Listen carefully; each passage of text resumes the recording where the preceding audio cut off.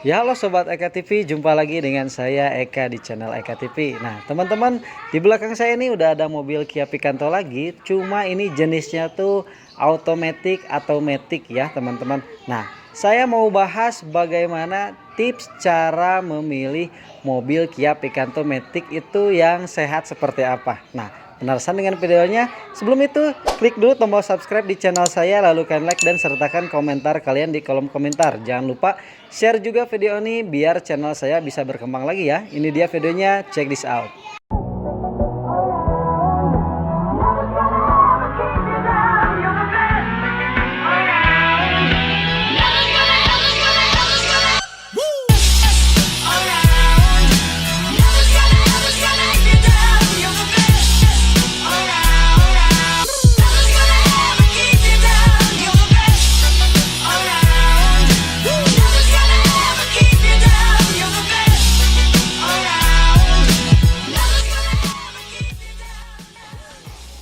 Nah teman-teman, ini di belakang saya udah ada mobil Kia Picanto lagi, mobil Korea. Ini jenisnya tuh automatic ya, automatic, dan tahun pembuatannya 2006 teman-teman.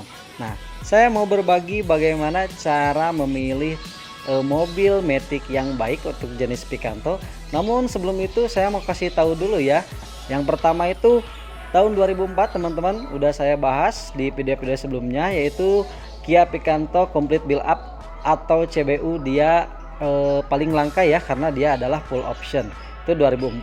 Nah lalu yang kedua ada 2005, itu masih CBU juga, dan ini 2006 dia ada yang CKD dan CBU juga ternyata teman-teman. Nah kebetulan ini di samping saya sih, saya belum pastiin secara pasti dia CBU atau CKD nya, tapi saya curiganya ini CBU ya, karena dia kode rangkanya dia dimulai dari huruf KNA. Biasanya teman-teman kalau kode rangkanya itu KNA, dia rata-rata CBU. Kalau misalnya dari M itu biasanya CKD. Nah seperti itu teman-teman. Nah Picanto ini teman-teman jenisnya matic 1100 cc dan 4 silinder otomatis. Si mesinnya tuh enggak ada getaran seperti 3 silinder teman-teman. Nah yang pertama otomatis kita harus cek mesinnya terlebih dahulu. Tapi sebelum mesin, teman-teman harus suka dulu sama bentukannya, bodinya kita cek-cek dulu. Dia ada bekas-bekas tabrakan atau tidak, nat-natnya, si sela-selanya juga ini presisi atau enggak. Karena teman-teman kalau mobil udah pernah tabrakan, aduh sayang ya, karena rangkanya tuh tulangnya tuh udah kena. Jadi ya kalau di jalan kecepatan tinggi takutnya nggak stabil lah teman-teman. Nah seperti itu. Kalau kita udah cek body, udah cocok nih, nggak ada dempulan ya, dicek. Terus juga catnya masih ori, atau misalnya udah siram juga, sebenarnya teman-teman nggak masalah ya. Yang penting kita cocok sama body dan warna mobilnya. Nah setelah itu kita buka ruang mesinnya seperti apa teman-teman. Nih kita buka dulu ya. Nah ruang mesinnya udah saya buka teman-teman. Jadi yang pertama ketika kita cek mobil Kia Picanto matic, mau manual, mau matic atau mobil yang lain tuh kurang lebih sama ya seperti ini. Kita jangan langsung nyalain mesin dulu teman-teman. Kita buka ruang mesinnya, dan yang pertama yang harus kita cek adalah kondisi olinya. Nah kondisi olinya kita cabut seperti ini, dipstick olinya ya. Dipstick olinya kita cabut, kita cek si volume olinya tuh dia full atau enggak. Takutnya itu kurang, otomatis ke mesin tuh kurang baik ya, karena mesin tuh di dalamnya tuh komponen-komponen besi ya, ada klep, ada seher. Kalau dia kurang pelumasan teman-teman, otomatis dia beradu antara besi dengan besi, dan mesinnya pasti berisik atau ngelotrak lah. Nah itu ciri-ciri mesin yang kurang baik ya, harus di servis. Jadi kita pastiin dulu si oli mesinnya tuh terawat ya oleh pemakai sebelumnya. Nah setelah oli mesin, karena ini tipenya matic teman-teman, kita cek juga dipstick oli maticnya yang ini nih. Kalau yang Picanto tuh ciri khas dipstick olinya tuh hurufnya kayak P seperti ini ya teman-teman. Ini ciri khas banget, lucu ya. Nah kalau kita udah cabut nih, kita cek juga si kekentalan oli maticnya tuh masih warna merah atau enggak. Hindari warna oli matic yang coklat atau misalnya warna selain merah teman-teman, karena berarti gearboxnya atau maticnya tuh bermasalah, minimal harus dikuras lah. Kalau misalnya warnanya merah seperti ini, nah seperti itu berarti maticnya tuh masih terawat. Nah itu dua komponen penting sebelum kita nyalain mesin. Kita harus cek bagian oli mesin dan oli maticnya. Nah setelah itu kita cek juga power steeringnya, reservoirnya dia ada bocor atau enggak. Nggak ada kan, ini masih sangat bagus ya teman-teman. Kalau misalnya dia ada bocor sedikit aja, pasti di sini tuh ada agak bekas-bekas oli power steering ya. Jadi kayak bahasa kerennya tuh kesangan alias keringetan. Jadi keringetan di sini nih. Nah ini harus pastiin kita nggak bocor juga. Nah setelah 1 2 3 usahakan kita ngolong teman-teman ke bawah. Kita ngolong ke bawah. Jadi si headnya tuh ada tetesan oli matic atau oli ininya enggak, seperti itu. Nah kalau misalnya ternyata mesinnya itu ada yang remes, ada yang bocor, nah itu PR lagi teman-teman. Usahain yang dapat yang kering ya, si bagian mesinnya, terus karter olinya. Terus kalau yang di matic otomatis gearboxnya jangan netes juga, seperti itu. Nah setelah kita cek ruang mesin secara keseluruhan, fluida-fluidanya ini terisi, ini oli remnya terisi, pokoknya udah cocok, udah kering, kita baru masuk ke dalam dan cobain maticnya seperti apa. Nah kita langsung cobain masuk di dalam. Lanjut, setelah kita cek ruang mesin, otomatis kita langsung cek maticnya ya, dengan cara yang pertama tuh kita nyalain ya. Nah nyalain dulu seperti ini teman-teman. Ini udah dikontak tapi belum di starter sama saya. Nah ini kondisi persneling teman-teman, ini di huruf P ya. Jadi P itu artinya parkir. Nah kalau posisi parkir emang harusnya di transmisi P. Nah kalau R tuh buat mundur, N netral, D untuk maju seperti biasa.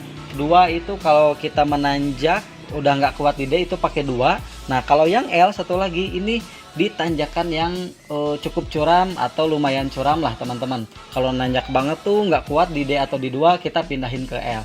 Nah ini sedikit informasi tentang bagaimana cara kita mengoperasikan transmisi matic. Nah kita nyalain teman-teman mesinnya seperti ini. Bismillahirrahmanirrahim.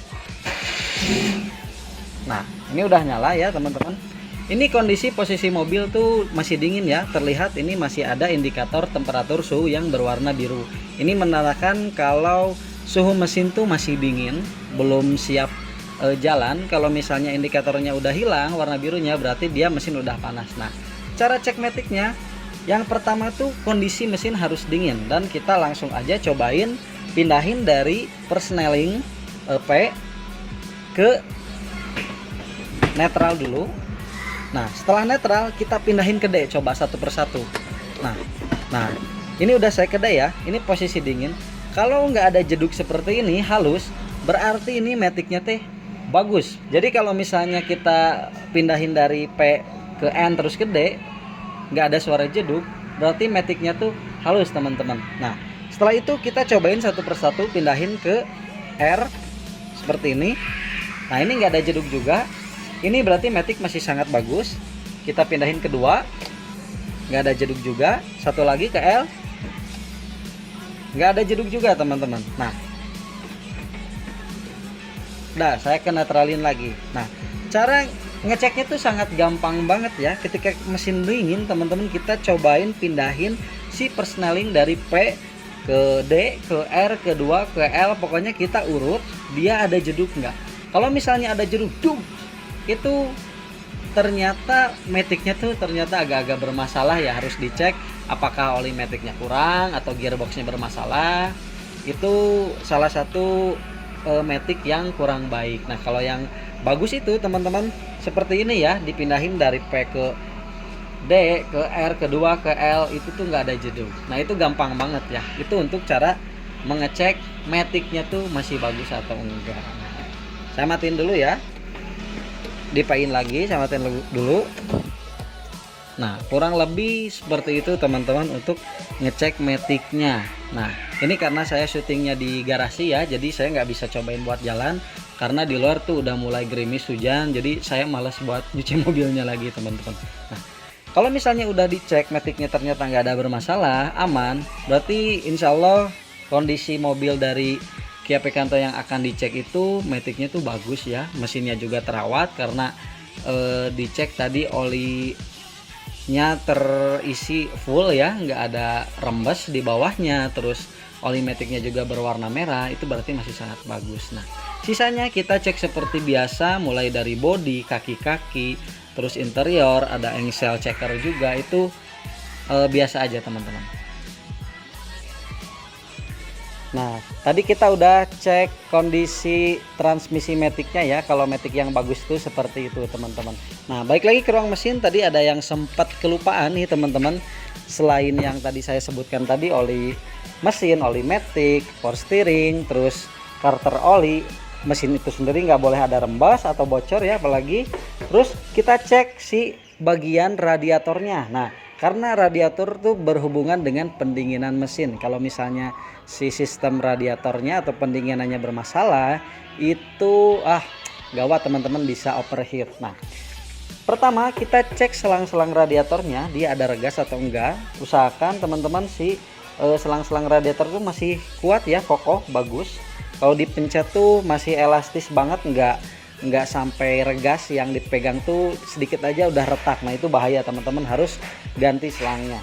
Nah, kalau misalnya selang-selangnya terus radiatornya pasti bagus, otomatis si pendinginan tuh optimal, nggak akan overheat, dan nggak ada ciri-ciri suara radiator yang airnya tuh mendidih. Nah, kadang-kadang teman-teman ada keluhan subscriber saya kemarin tuh, radiatornya, Om kenapa ya radiator saya tuh ada suara air mendidih. Nah, itu kayaknya radiatornya tuh bermasalah, antara radiatornya udah harus ganti ya, yang pertama. Yang kedua tuh mungkin si sistem pendinginnya tuh mampet antara selang-selang, terus di bagian di dalam radiatornya. Kalau udah dikuras-dikerok masih tetap seperti itu kayaknya harus ganti radiatornya. Harganya kurang lebih di 900 sampai 1 jutaan teman-teman. Nah, pastikan radiatornya nggak ada bermasalah, apalagi ada air mendidih, itu kurang bagus lah teman-teman. Kalau bisa dapet yang kayak gitu, nego lagi lah. Kalau enggak ya terserah teman-teman mau diambil atau enggak ya, itu tips dari saya. Nah, selain radiator teman-teman, nah kita cek box sikringnya. Saya lupa, box sikringnya tuh ini penting banget karena ini menyangkut kelistrikan dari mobil. Dia harus dicek, dibuka, dia ada ciri-ciri pernah kebakar nggak sih relay-relaynya, fuse-nya, atau masih terawat dengan baik. Nah, kalau terawat dengan baik otomatis ini kelistrikan dijamin normal. Nah, setelah ini ruang mesin sudah beres semua, kita langsung cek ke bagian kaki-kakinya. Nah, kaki-kakinya tuh ini nih, ban. Yang pertama bannya kita cek dia udah gundul atau enggak, terus setirnya lurus atau enggak. Kalau misalnya enggak lurus, otomatis itu perlu spuring dan balancing. Jadi nanti ban tuh akan gundul sebelah atau misalnya gundul di tengah, itu memerlukan spuring dan balancing teman-teman. Nah, lalu di dalamnya juga kita cek. Ini sebenarnya sepele ya, ini di dalam tuh ada spakbor dalam atau inner fender. Nah, inner fender ini menurut saya cukup bagian kecil yang penting. Kenapa? Karena kalau misalnya di musim hujan nih, Bandung sekarang musim hujan, nanti cipratan air kalau nggak ada spakbor dalam atau inner fender, dia akan masuk ruang mesin.